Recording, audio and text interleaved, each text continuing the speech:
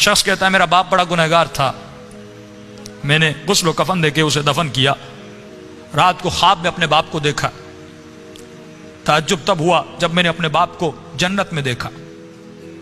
میں نے کہا بابا آپ تو بڑے گنہگار تھے، آپ تو بڑے خطاکار تھے، آپ جنت میں کیا کر رہے ہیں؟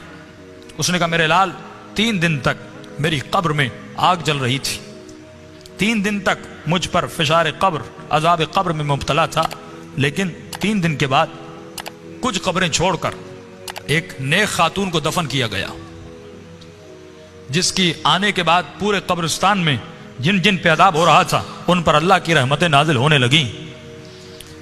فرمایا نور برس رہا تھا۔ کہا بابا یہ کیسا نور تھا؟ کہا جیسے اس کو دفن کیا پہلی رات بھی، دوسری رات بھی، تیسری رات بھی اس کی قبر میں حسین ابن علی آتے تھے۔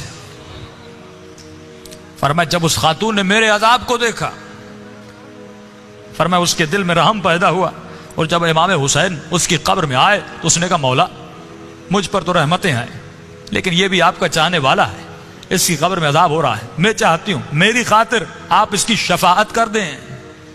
کہ اس وقت امام نے دعا کے لیے ہاتھوں کو بلند کیا، میرا عذاب ختم ہوا۔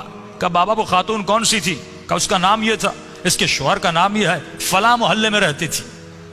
یہ نیند سے اٹھا، اس محلے میں گیا، اس شخص کا نام پوچھا، کہ فلاں خاتون آپ کی زوجہ تھی؟ کہ ہاں۔ کہ اس کا کون سا ایسا عمل تھا؟ کیا وہ بہت زیادہ نمازی تھی؟ کہ نہیں، صرف واجبات پہ عمل کرتی تھی۔ کہ بہت زیادہ قرآن پڑھتی تھی؟ کہ نہیں، مختصر قرآن پڑھتی تھی۔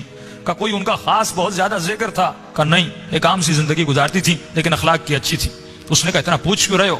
اس نے سارا واقعہ بتایا کہ آپ کی زوجہ کی خاطر میرے باپ کی شفاعت ہو گئی، کوئی تو ایسا عمل ہوگا جس کی وجہ سے امام حسین اس کی قبر میں گئے۔ تو فرمایا ایک عمل تھا جو کثرت سے کیا کرتی تھی۔ کہ وہ کون سا عمل تھا؟ فرمایا روزانہ زیارت عاشورہ پڑھا کرتی تھی۔